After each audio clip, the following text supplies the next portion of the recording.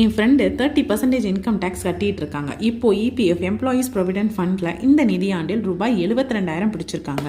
Next year VPF voluntary provident ஃபண்ட்ஸில் 4 லட்சம் வரைக்கும் இன்வெஸ்ட் பண்ணலாம்னு இருக்காங்க.